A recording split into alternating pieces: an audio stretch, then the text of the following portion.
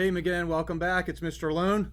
Hope everyone had a great weekend and you are ready to jump in to another week of Read Alouds. I picked out a title by Susan Lowell for today. Another one of those mixed up fairy tales that we mix in here every once in a while because it shows a different twist on a famous story. It sparks creativity. It's an option for you to think about what changed, what stayed the same, and then maybe it can inspire also for you to do your own little mixed up fairy tale. This one is one of my favorites. It is often taught in classrooms. It is The Three Little Javelinas. I hope you enjoy.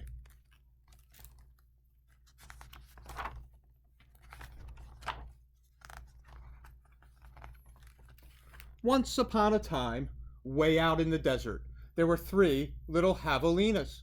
Javelinas are wild, hairy, southwestern cousins of pigs.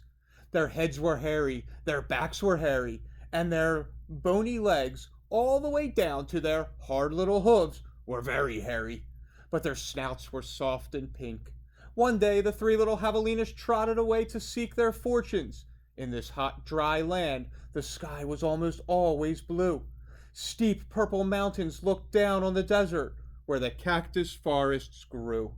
Soon the little javelinas came to a spot where the path divided, and each one went a different way. The first little javelina wandered lazily along.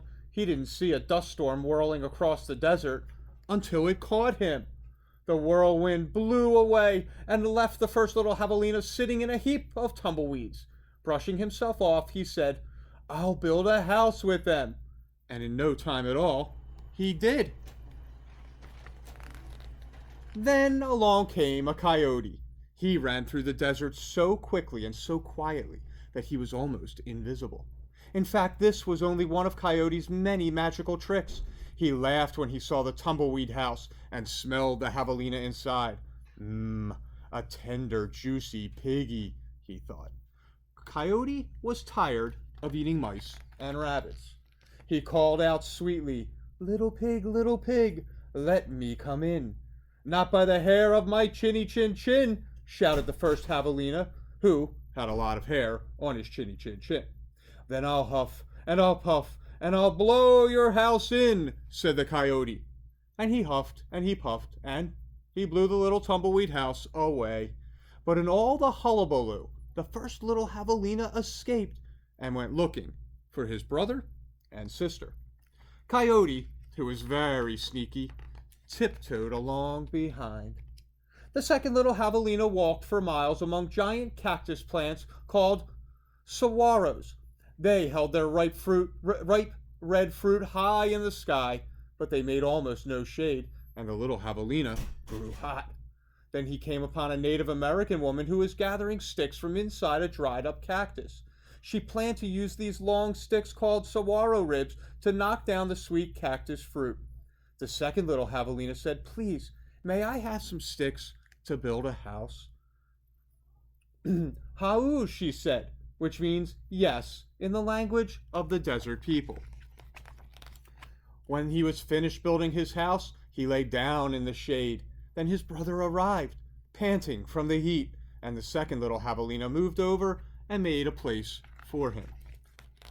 Pretty soon Coyote found the saguaro rib house. He used his magic to make his voice sound just like another javelina's. Little pig, let me come in," he called. But the little javelinas were suspicious. The second one cried, "No, not by the hair of my chinny chin chin." "Bah," thought Coyote, "I'm not going to eat your hair." Then Coyote smiled, showing all his sharp teeth. "I'll huff and I'll puff, and I'll blow your house in." So he huffed and he puffed, and all the saguaro ribs came tumbling down. But the two little javelinas escaped into the desert. Still not discouraged, Coyote followed. Sometimes his magic did fail, but then he usually came up with another trick. The third little javelina trotted through beautiful palo verde trees with green trunks and yellow flowers. She saw a snake sliding by, smooth as oil. A hawk floated round and around above her. Then she came to a place where a man was making adobe bricks from mud and straw. The bricks lay on the ground, baking in the hot sun. The third little javelina thought for a moment and said, "May I please have a few adobes to build a house?" "Si," answered the man, which means yes in Spanish, the brickmaker's language.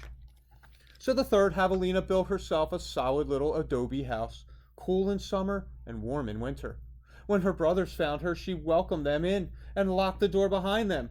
Coyote followed their trail. Little pig, let me come in," he called. The three little javelinas looked out the window.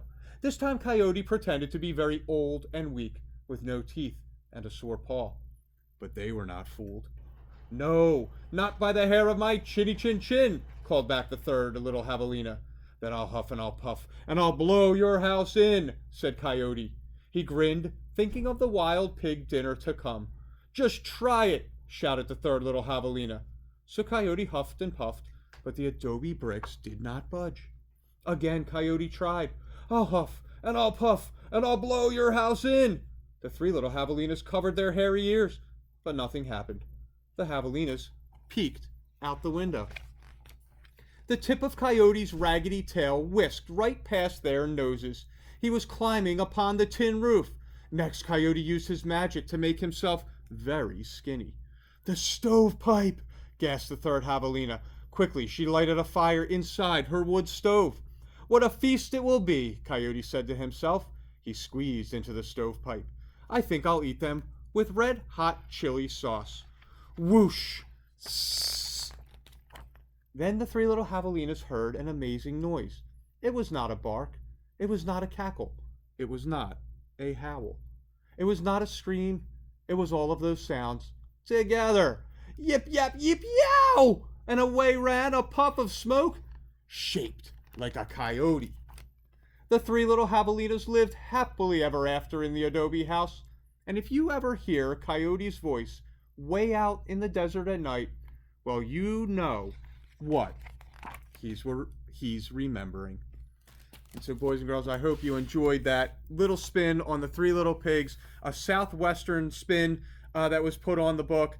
Always fun to see the little twists and turns and what stays kind of true to the original. McGinn, have a great night, and we'll be back with another read aloud tomorrow. Take care.